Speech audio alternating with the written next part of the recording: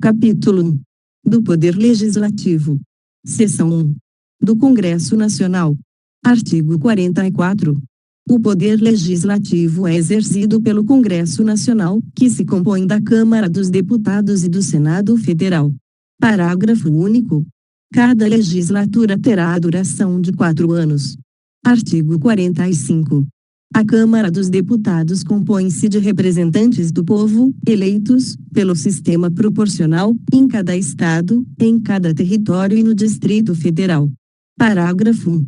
O número total de deputados, bem como a representação por estado e pelo Distrito Federal, será estabelecido por lei complementar, proporcionalmente à população, procedendo-se aos ajustes necessários, no ano anterior às eleições, para que nenhuma daquelas unidades da Federação tenha menos de 8 ou mais de 70 deputados. Parágrafo 2. Cada território elegerá 4 deputados. Artigo 46. O Senado Federal compõe-se de representantes dos estados e do Distrito Federal, eleitos segundo o princípio majoritário. Parágrafo 1. Cada estado e o Distrito Federal elegerão 3 senadores, com mandato de 8 anos. Parágrafo 2. A representação de cada estado e do Distrito Federal será renovada de 4 em 4 anos, alternadamente, por 1 e 2/3. Parágrafo 3. Cada senador será eleito com 2 suplentes. Artigo 47. Salvo disposição constitucional em contrário, as deliberações de cada casa e de suas comissões serão tomadas por maioria dos votos, presente a maioria absoluta de seus membros.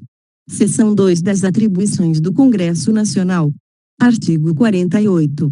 Cabe ao Congresso Nacional, com a sanção do Presidente da República, não exigida esta para o especificado nos artigos 49, 51 e 52, dispor sobre todas as matérias de competência da União, especialmente sobre 1. Sistema tributário, arrecadação e distribuição de rendas, 2. Plano plurianual, diretrizes orçamentárias, orçamento anual, operações de crédito, dívida pública e emissões de curso forçado, 3. Fixação e modificação do efetivo das Forças Armadas, 4. Planos e programas nacionais, regionais e setoriais de desenvolvimento, 5. Limites do território nacional, espaço aéreo e marítimo e bens do domínio da União, 6. Incorporação, subdivisão ou desmembramento de áreas de territórios ou estados, ouvidas as respectivas assembleias legislativas, 7. Transferência temporária da sede do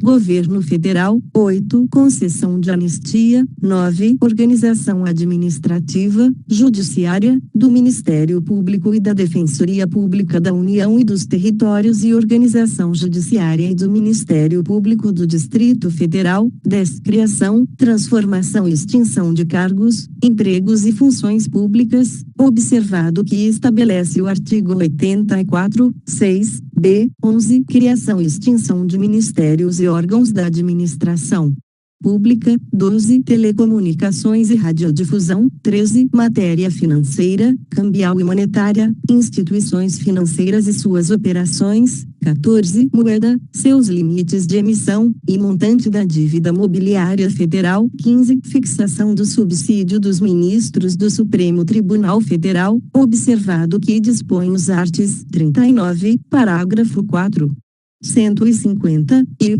153, 3, e 153, parágrafo 2, 1. Artigo 49.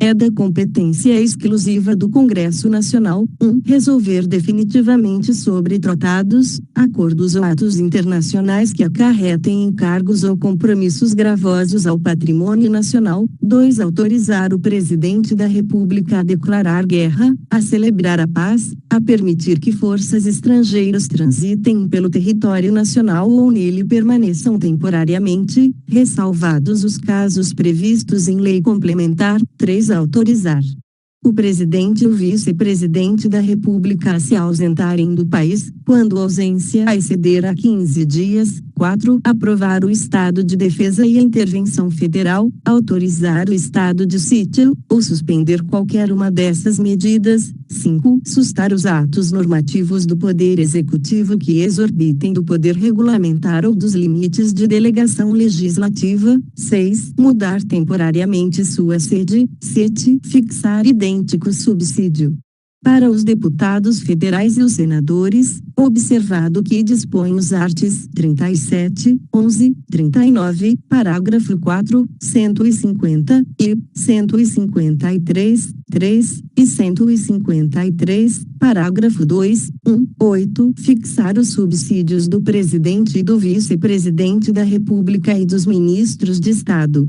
Observado que dispõe os artigos 37, 11, 39, parágrafo 4, 150 e 153, 3 e 153, parágrafo 2, 1, 9, julgar anualmente as contas prestadas pelo Presidente da República e apreciar os relatórios sobre a execução dos planos de governo. 10. Fiscalizar e controlar diretamente, ou por qualquer de suas casas, os atos do Poder Executivo, incluídos os da administração indireta. 11. Zelar pela preservação de sua competência legislativa em face da atribuição normativa dos outros poderes. 12. Apreciar os atos de concessão e renovação de concessão de emissoras de rádio e televisão. 13. Escolher 2/3 dos membros do Tribunal de Contas da União. 14. Aprovar iniciativas do Poder Executivo referentes a atividades nucleares. 15. Autorizar referendo e convocar plebiscito. 16. Autorizar, em terras indígenas, a exploração e o aproveitamento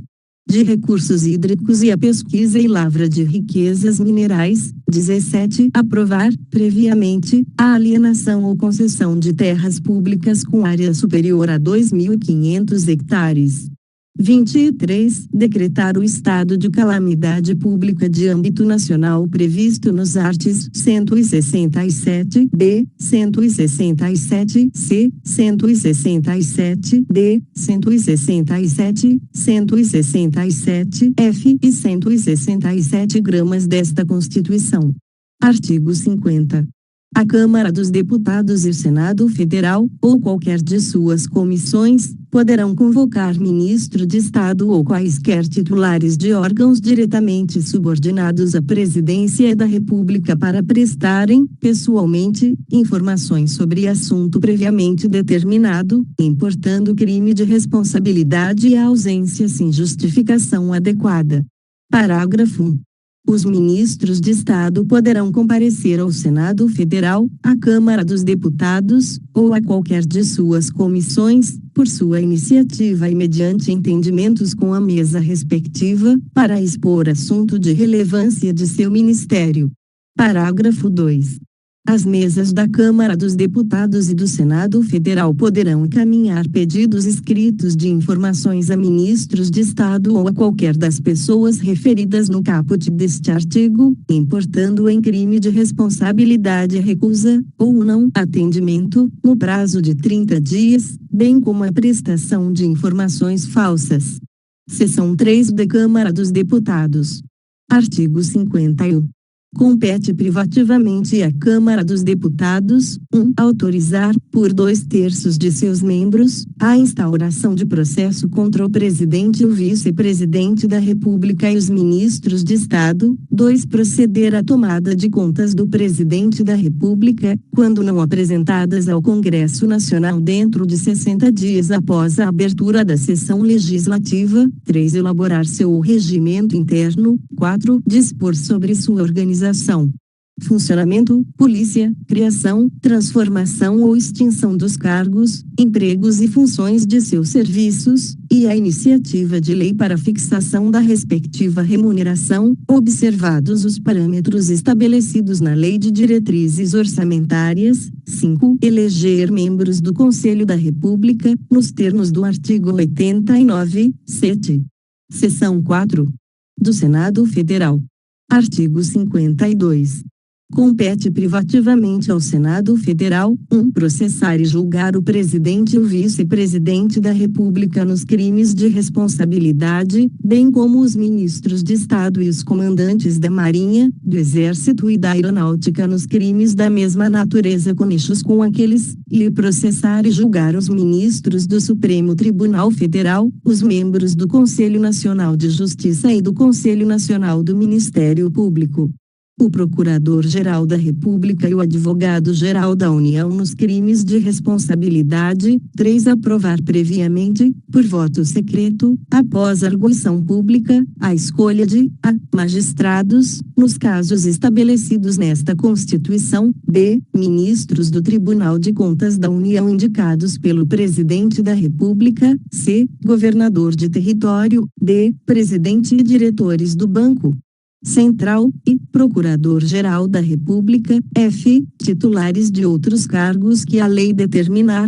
4. Aprovar previamente, por voto secreto, após arguição em sessão secreta, a escolha dos chefes de missão diplomática de caráter permanente. 5. Autorizar operações externas de natureza financeira, de interesse da União, dos Estados, do Distrito Federal, dos territórios e dos municípios. 6. Fixar, por proposta do Presidente da República, limites globais para o montante da dívida consolidada da União, dos Estados, do Distrito Federal e dos municípios. 7. Dispor sobre limites globais e condições para as operações de crédito externo e interno da União, dos Estados, do Distrito Federal e dos municípios, de suas autarquias e demais entidades controladas pelo Poder Público Federal. 8. Dispor sobre limites e condições para a concessão de garantia da União em operações de crédito externo e interno. 9. Estabelecer limites globais e condições para o montante da dívida mobiliária dos Estados, do Distrito Federal e dos municípios. 10. Suspender a execução, no todo ou em parte, de lei declarada inconstitucional por decisão definitiva do Supremo Tribunal Federal. 11. Aprovar, por maioria absoluta e por voto secreto, a exoneração, de ofício, do Procurador-Geral da República antes do término de seu mandato. 12. Elaborar seu regimento interno. 13. Dispor sobre sua organização, funcionamento, polícia, criação, transformação ou extinção dos cargos, empregos e funções de seus serviços, e a iniciativa de lei para fixação da respectiva remuneração, observados os parâmetros estabelecidos na Lei de Diretrizes Orçamentárias. 14. Eleger membros do Conselho da República, nos termos do artigo 89, 7. 15. Avaliar periodicamente a funcionalidade do Sistema Tributário Nacional, em sua estrutura e seus componentes, e o desempenho das administrações tributárias da União, dos Estados e do Distrito Federal e dos municípios. Parágrafo único. Nos casos previstos nos incisos 1 e, funcionará como presidente do Supremo Tribunal Federal, limitando-se a condenação, que somente será proferida por 2/3 dos votos do Senado Federal, a perda do cargo, com inabilitação, por 8 anos, para o exercício de função pública, sem prejuízo das demais sanções judiciais cabíveis. Seção 5. Dos deputados e dos senadores. Artigo 53. Os deputados e senadores são invioláveis, civil e penalmente, por quaisquer de suas opiniões, palavras e votos. Parágrafo 1. Os deputados e senadores, desde a expedição do diploma, serão submetidos a julgamento perante o Supremo Tribunal Federal. Parágrafo 2. Desde a expedição do diploma, os membros do Congresso Nacional não poderão ser presos, salvo em flagrante de crime inafiançável. Nesse caso, os autos serão remetidos dentro de 24 horas à casa respectiva, para que, pelo voto da maioria de seus membros, resolva sobre a prisão. Parágrafo 3. Recebida a denúncia contra o senador ou deputado, por crime ocorrido após a diplomação, o Supremo Tribunal Federal dará ciência à casa respectiva, que, por iniciativa de partido político nela representado e pelo voto da maioria de seus membros, poderá, até a decisão final, sustar o andamento da ação. Parágrafo 4. O pedido de sustação será apreciado pela casa respectiva no prazo improrrogável de 45 dias do seu recebimento pela mesa diretora. Parágrafo 5. A sustação do processo suspende a prescrição, enquanto durar o mandato. Parágrafo 6. Os deputados e senadores não serão obrigados a testemunhar sobre informações recebidas ou prestadas em razão do exercício do mandato, nem sobre as pessoas que lhes confiaram ou deles receberam informações. Parágrafo 7. A incorporação às Forças Armadas de deputados e senadores, embora militares e ainda que em tempo de guerra, dependerá de prévia licença da casa respectiva. Parágrafo 8. As imunidades de deputados ou senadores subsistirão durante o estado de sítio, só podendo ser suspensas mediante o voto de 2/3 dos membros da casa respectiva, nos casos de atos praticados fora do recinto do Congresso Nacional, que sejam incompatíveis com a execução da medida. Artigo 54. Os deputados e senadores não poderão, desde a expedição do diploma, a, firmar ou manter contrato com pessoa jurídica de direito público, autarquia, empresa pública, sociedade de economia mista ou empresa concessionária de serviço público, salvo quando o contrato obedecer a cláusulas uniformes, b. aceitar ou exercer cargo, função ou emprego remunerado, inclusive os de que sejam demissíveis ad nutum. Nas entidades constantes da linha anterior, 2 desde a posse, a, ser proprietários, controladores ou diretores de empresa que goze de favor decorrente de contrato com pessoa jurídica de direito público, ou nela exercer função remunerada, b. ocupar cargo ou função de que sejam demissíveis ad nutum, nas entidades referidas no inciso 1, a, c. patrocinar causa em que seja interessada qualquer das entidades a que se refere o inciso 1, a, d, ser titulares de mais de um cargo ou mandato público eletivo. Artigo 55. Perderá o mandato deputado ou senador, que infringir qualquer das proibições estabelecidas no artigo anterior, 2 cujo procedimento for declarado incompatível com o decoro parlamentar, 3 que deixar de comparecer, em cada sessão legislativa, a terça parte das sessões ordinárias da Casa que pertencer, salvo licença ou omissão por esta autorizada, 4 que perder ou tiver suspensos os direitos políticos, 5 quando decretar a Justiça Eleitoral, nos casos previstos nesta Constituição, 6 que sofrer condenação criminal em sentença transitada em julgado. Parágrafo 1. É incompatível com o decoro parlamentar, além dos casos definidos no regimento interno, o abuso das prerrogativas asseguradas a membro do Congresso Nacional ou a percepção de vantagens indevidas. Parágrafo 2.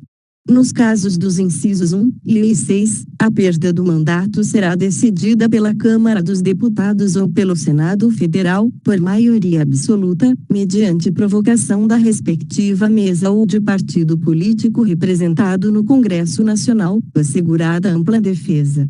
Parágrafo 3. Nos casos previstos nos incisos 3 a 5, a perda será declarada pela mesa da Casa respectiva, de ofício ou mediante provocação de qualquer de seus membros, ou de partido político representado no Congresso Nacional, assegurada ampla defesa. Parágrafo 4. A renúncia de parlamentar submetido a processo que vise ou possa levar à perda do mandato, nos termos deste artigo, terá seus efeitos suspensos até as deliberações finais de que tratam os parágrafo 2 e 3. Artigo 56. Não perderá o mandato deputado ou senador, investido no cargo de ministro de Estado, governador de território, secretário de Estado, do Distrito Federal, de território, de prefeitura de capital ou chefe de missão diplomática temporária, 2 licenciado pela respectiva casa por motivo de doença, ou para tratar, sem remuneração, de interesse particular, desde que, neste caso, o afastamento não ultrapasse 120 dias por sessão legislativa. Parágrafo 1. O suplente será convocado nos casos de vaga, de investidura em funções previstas neste artigo ou de licença superior a 120 dias. Parágrafo 2. Ocorrendo vaga e não havendo suplente, far-se a eleição para preenchê-la se faltarem mais de 15 meses para o término do mandato. Parágrafo 3. Na hipótese do inciso 1, o deputado ou senador poderá optar pela remuneração do mandato. Seção 6. Das reuniões. Artigo 57. O Congresso Nacional reunir-se-á, anualmente, na capital federal, de 2 de fevereiro a 17 de julho e de 1 de agosto a 22 de dezembro. Parágrafo 1. As reuniões marcadas para essas datas serão transferidas para o primeiro dia útil subsequente, quando recaírem em sábados, domingos ou feriados. Parágrafo 2. A sessão legislativa não será interrompida sem aprovação do projeto de lei de diretrizes orçamentárias. Parágrafo 3. Além de outros casos previstos nesta Constituição, a Câmara dos Deputados e o Senado Federal reunir-se-ão em sessão conjunta para 1. Inaugurar a sessão legislativa, 2. Elaborar o regimento comum e regular a criação de serviços comuns às duas casas, 3. Receber o compromisso do Presidente e do Vice-Presidente da República, 4. Conhecer do veto e sobre ele deliberar. Parágrafo 4. Cada uma das casas reunir-se-á em sessões preparatórias, a partir de 1 de fevereiro, no primeiro ano da legislatura, para a posse de seus membros e eleição das respectivas mesas, para mandato de 2 anos, vedada a recondução para o mesmo cargo na eleição imediatamente subsequente. Parágrafo 5. A mesa do Congresso Nacional será presidida pelo presidente do Senado Federal, e os demais cargos serão exercidos, alternadamente, pelos ocupantes de cargos equivalentes na Câmara dos Deputados e no Senado Federal. Parágrafo 6. A convocação extraordinária do Congresso Nacional far-se-á, 1. Pelo presidente do Senado Federal, em caso de decretação de estado de defesa ou de intervenção federal, de pedido de autorização para decretação de estado de sítio e para o compromisso e a posse do presidente e do vice-presidente da República, 2. Pelo presidente da República, pelos presidentes da Câmara dos Deputados e do Senado Federal ou a requerimento da maioria dos membros de ambas as casas, em caso de urgência ou interesse público relevante, em todas as hipóteses deste inciso com a aprovação da maioria absoluta de cada uma das casas do Congresso Nacional. Parágrafo 7.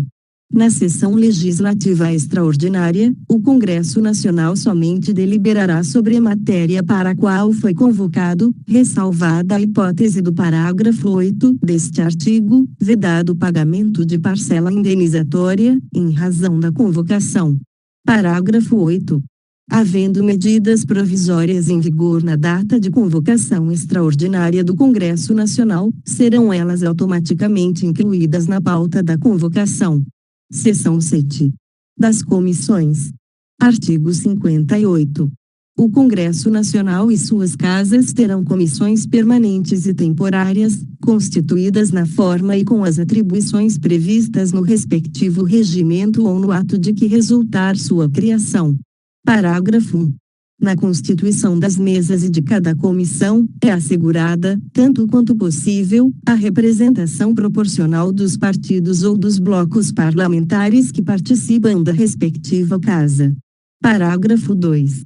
As comissões, em razão da matéria de sua competência, cabe, 1. Discutir e votar projeto de lei que dispensar, na forma do regimento, a competência do plenário, salvo se houver recurso de 1/10 dos membros da casa. 2. Realizar audiências públicas com entidades da sociedade civil. 3. Convocar ministros de Estado para prestar informações sobre assuntos inerentes às suas atribuições. 4. Receber petições, reclamações, representações ou queixas de qualquer pessoa contra atos ou omissões das autoridades ou entidades públicas. 5. Solicitar depoimento de qualquer autoridade ou cidadão. 6. Apreciar programas de obras, planos nacionais, regionais e setoriais de desenvolvimento e sobre eles emitir parecer. Parágrafo 3. As comissões parlamentares de inquérito, que terão poderes de investigação próprios das autoridades judiciais, além de outros previstos nos regimentos das respectivas casas, serão criadas pela Câmara dos Deputados e pelo Senado Federal, em conjunto ou separadamente, mediante requerimento de 1/3 de seus membros, para apuração de fato determinado e por prazo certo, sendo suas conclusões, se for o caso, encaminhadas ao Ministério Público, para que promova a responsabilidade civil ou criminal dos infratores. Parágrafo 4. Durante o recesso, haverá uma comissão representativa do Congresso Nacional, eleita por suas casas na última sessão ordinária do período legislativo, com atribuições definidas no regimento comum, cuja composição reproduzirá, quanto possível, a proporcionalidade da representação partidária. Seção 8. Do Processo Legislativo. Subseção 1. Disposição Geral. Artigo 59.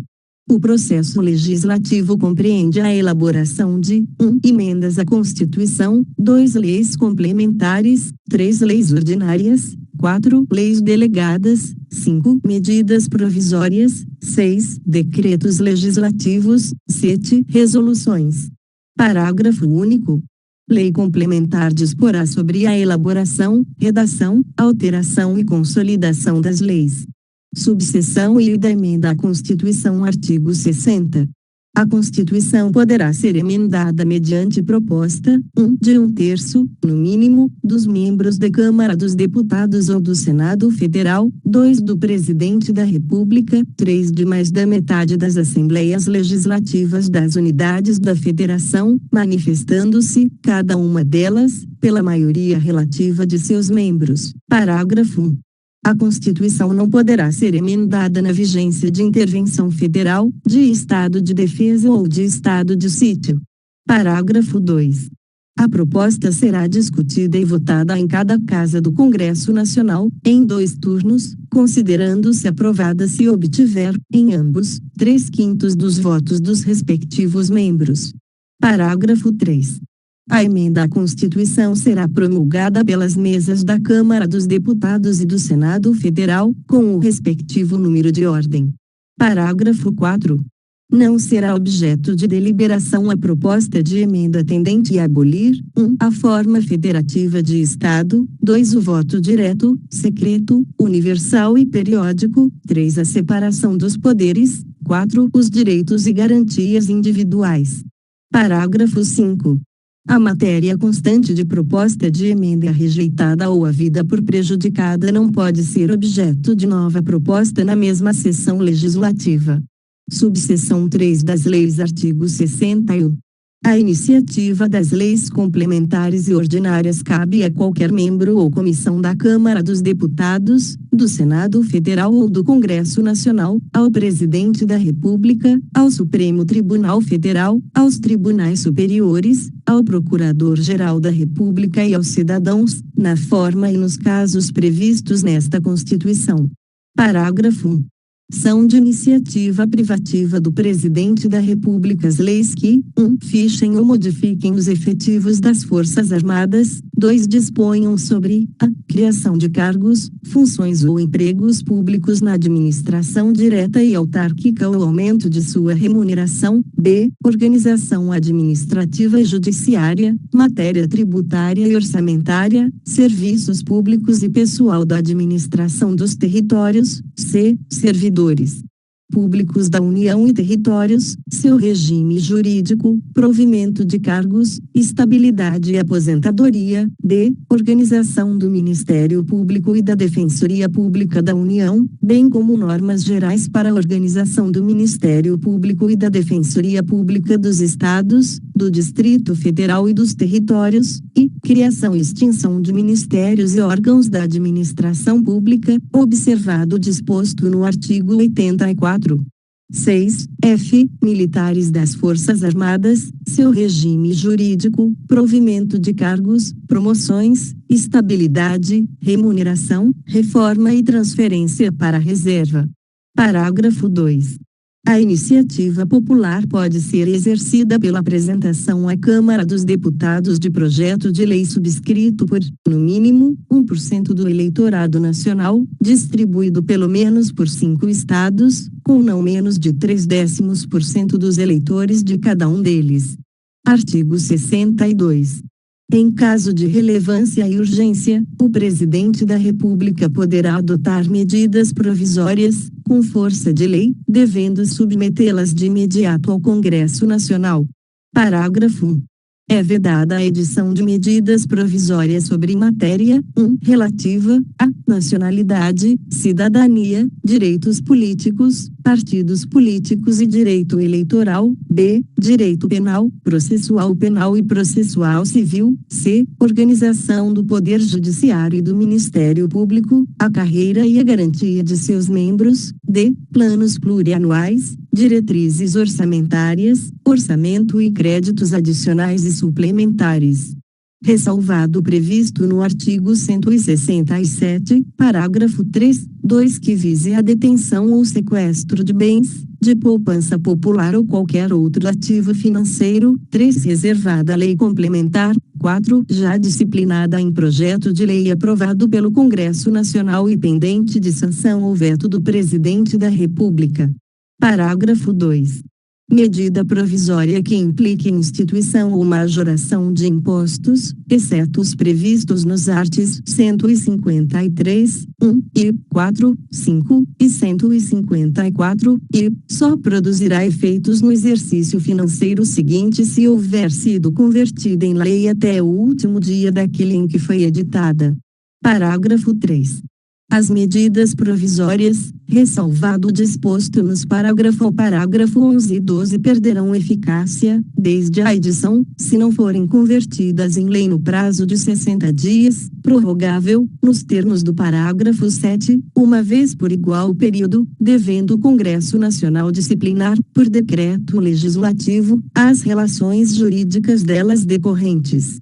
Parágrafo 4. O prazo a que se refere o parágrafo 3 contar-se-á da publicação da medida provisória, suspendendo-se durante os períodos de recesso do Congresso Nacional. Parágrafo 5. A deliberação de cada uma das casas do Congresso Nacional sobre o mérito das medidas provisórias dependerá de juízo prévio sobre o atendimento de seus pressupostos constitucionais. Parágrafo 6. Se a medida provisória não for apreciada em até 45 dias contados de sua publicação, entrará em regime de urgência, subsequentemente, em cada uma das casas do Congresso Nacional, ficando sobrestadas, até que se ultime a votação, todas as demais deliberações legislativas da casa em que estiver tramitando. Parágrafo 7. Prorrogar-se-á uma única vez por igual período a vigência de medida provisória que, no prazo de 60 dias, contado de sua publicação, não tiver a sua votação encerrada nas duas casas do Congresso Nacional. Parágrafo 8. As medidas provisórias terão sua votação iniciada na Câmara dos Deputados. Parágrafo 9.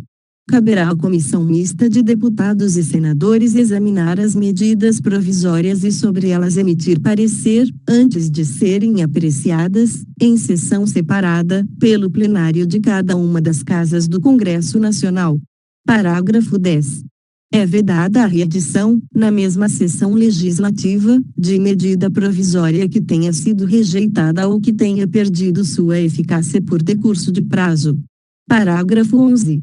Não editado o decreto legislativo a que se refere o parágrafo 3, até 60 dias após a rejeição ou perda de eficácia de medida provisória, as relações jurídicas constituídas e decorrentes de atos praticados durante sua vigência conservar-se-ão por ela regidas. Parágrafo 12. Aprovado o projeto de lei de conversão alterando o texto original da medida provisória, esta manter-se-á integralmente em vigor até que seja sancionado ou vetado o projeto. Artigo 63. Não será admitido o aumento da despesa prevista, 1. Nos projetos de iniciativa exclusiva do Presidente da República, ressalvado o disposto no artigo 166, parágrafo 3 e parágrafo 4, 2. Nos projetos sobre organização dos serviços administrativos da Câmara dos Deputados, do Senado Federal, dos Tribunais Federais e do Ministério Público. Artigo 64. A discussão e votação dos projetos de lei de iniciativa do Presidente da República, do Supremo Tribunal Federal e dos Tribunais Superiores terão início na Câmara dos Deputados. Parágrafo 1. O Presidente da República poderá solicitar urgência para apreciação de projetos de sua iniciativa. Parágrafo 2. Se, no caso do parágrafo 1, a Câmara dos Deputados e o Senado Federal não se manifestarem sobre a proposição, cada qual sucessivamente, em até 45 dias, sobrestar-se-ão todas as demais deliberações legislativas da respectiva Casa, com exceção das que tenham prazo constitucional determinado, até que se ultime a votação. Parágrafo 3. A apreciação das emendas do Senado Federal pela Câmara dos Deputados far-se-á no prazo de 10 dias, observado quanto ao mais o disposto no parágrafo anterior. Parágrafo 4. Os prazos do parágrafo 2 não correm nos períodos de recesso do Congresso Nacional, nem se aplicam aos projetos de código. Artigo 65. O projeto de lei aprovado por uma casa será revisto pela outra, em um só turno de discussão e votação, e enviado à sanção ou promulgação, se a casa revisora o aprovar, ou arquivado, se o rejeitar. Parágrafo único. Sendo o projeto emendado, voltará à casa iniciadora. Artigo 66. A casa na qual tenha sido concluída a votação enviará o projeto de lei ao Presidente da República, que, aquiescendo, o sancionará. Parágrafo 1. Se o Presidente da República considerar o projeto, no todo ou em parte, inconstitucional ou contrário ao interesse público, vetá-lo-á total ou parcialmente, no prazo de 15 dias úteis, contados da data do recebimento, e comunicará, dentro de 48 horas, ao Presidente do Senado Federal os motivos do veto. Parágrafo 2. O veto parcial somente abrangerá texto integral de artigo, de parágrafo, de inciso ou de alínea. Parágrafo 3. Decorrido o prazo de 15 dias, o silêncio do Presidente da República importará sanção. Parágrafo 4. O veto será apreciado em sessão conjunta, dentro de 30 dias a contar de seu recebimento, só podendo ser rejeitado pelo voto da maioria absoluta dos deputados e senadores. Parágrafo 5. Se o veto não for mantido, será o projeto enviado, para promulgação, ao Presidente da República. Parágrafo 6.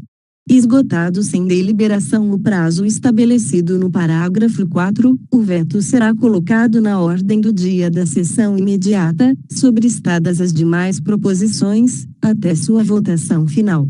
Parágrafo 7.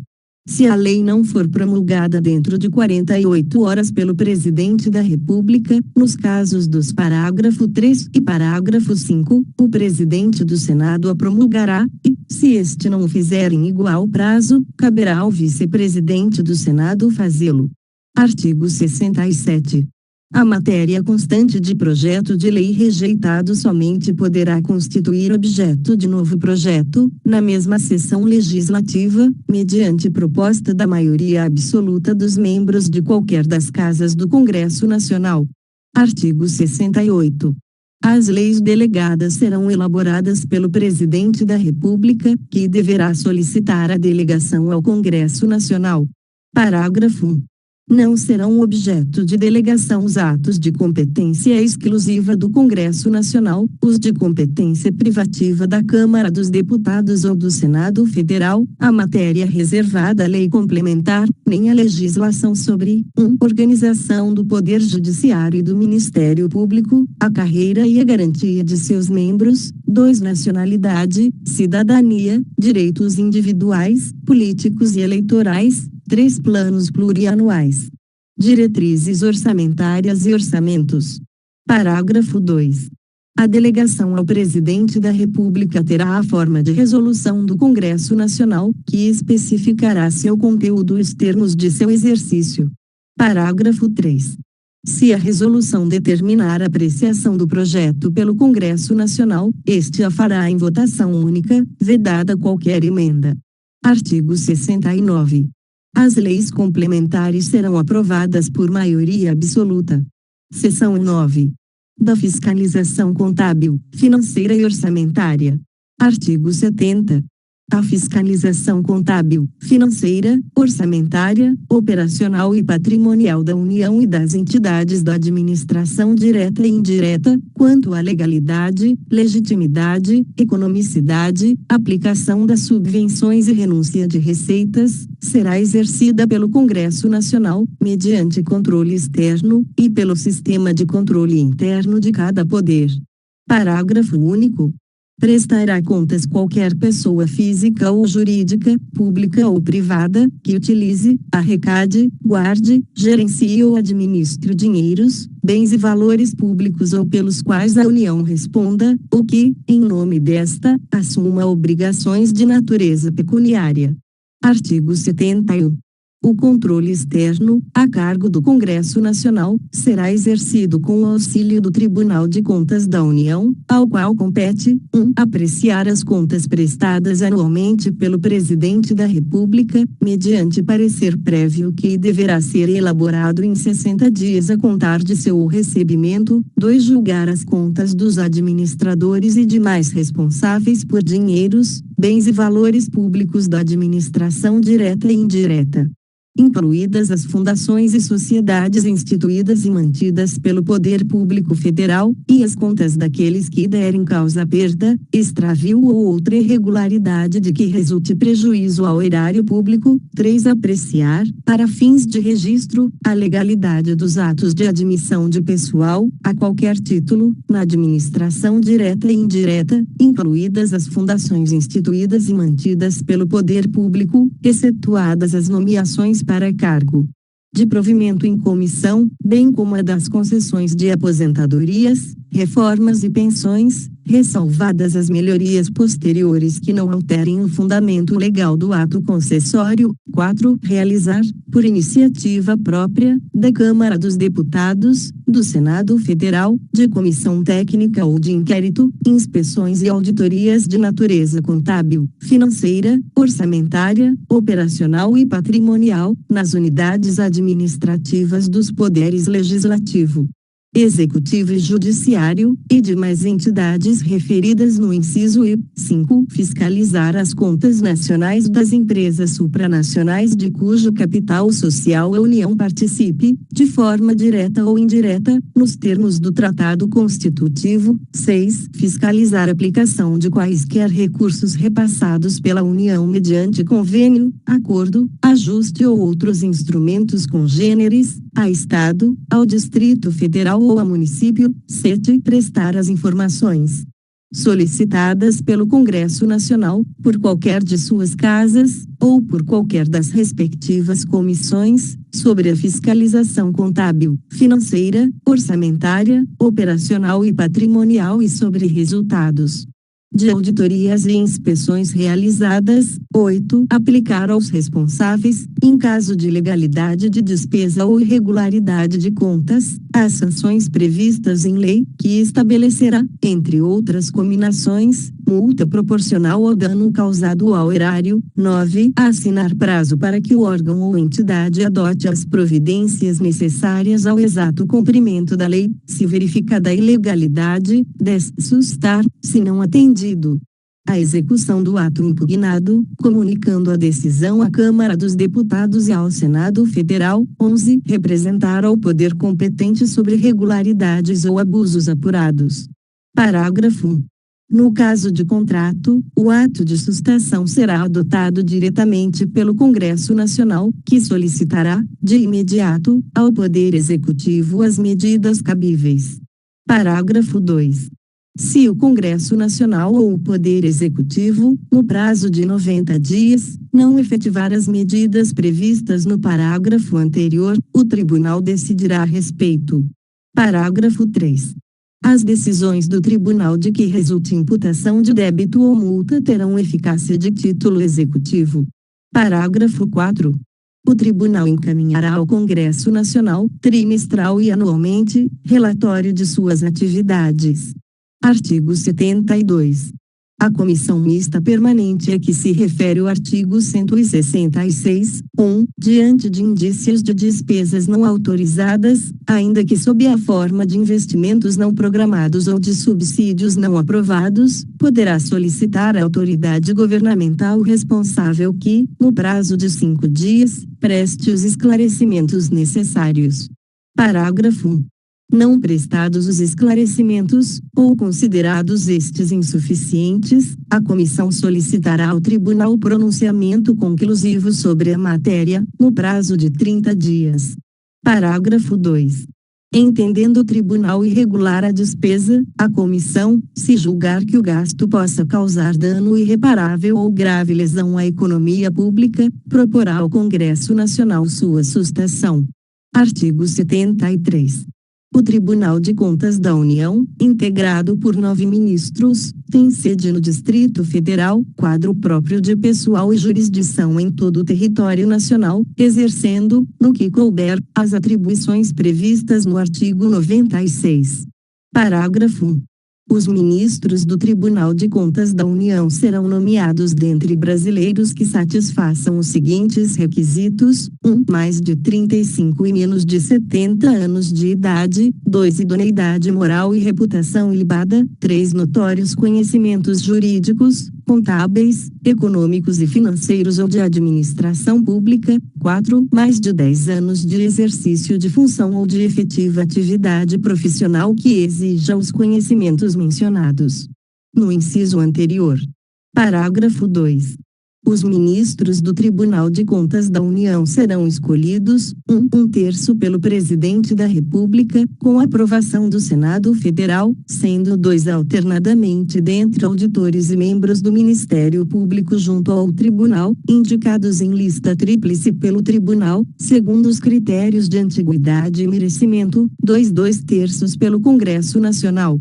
Parágrafo 3. Os ministros do Tribunal de Contas da União terão as mesmas garantias, prerrogativas, impedimentos, vencimentos e vantagens dos ministros do Superior Tribunal de Justiça, aplicando-se-lhes, quanto à aposentadoria e pensão, as normas constantes do artigo 40. Parágrafo 4. O auditor, quando em substituição a ministro, terá as mesmas garantias e impedimentos do titular e, quando no exercício das demais atribuições da judicatura, as de juiz de Tribunal Regional Federal. Artigo 74. Os poderes legislativo, executivo e judiciário manterão, de forma integrada, sistema de controle interno com a finalidade de: 1. Avaliar o cumprimento das metas previstas no Plano Plurianual, a execução dos programas de governo e dos orçamentos da União; 2. Comprovar a legalidade e avaliar os resultados, quanto à eficácia e eficiência, da gestão orçamentária, financeira e patrimonial nos órgãos e entidades da administração federal, bem como da aplicação de recursos públicos por entidades de direito privado; 3. Exercer o controle das operações de crédito, avais e garantias, bem como dos direitos e haveres da União; 4. Apoiar o controle externo no exercício de sua missão institucional. Parágrafo 1. Os responsáveis pelo controle interno, ao tomarem conhecimento de qualquer irregularidade ou ilegalidade, dela darão ciência ao Tribunal de Contas da União, sob pena de responsabilidade solidária. Parágrafo 2. Qualquer cidadão, partido político, associação ou sindicato é parte legítima para, na forma da lei, denunciar irregularidades ou ilegalidades perante o Tribunal de Contas da União. Artigo 75. As normas estabelecidas nesta seção aplicam-se, no que couber, à organização, composição e fiscalização dos tribunais de contas dos Estados e do Distrito Federal, bem como dos tribunais e conselhos de contas dos municípios. Parágrafo único. As constituições estaduais disporão sobre os tribunais de contas respectivos, que serão integrados por 7 conselheiros. Inscreva-se no canal e ative o sininho. Curta e compartilhe para que esse conteúdo chegue para mais pessoas. Deixe nos comentários qual lei, resolução ou decreto você quer ouvir. Bons estudos!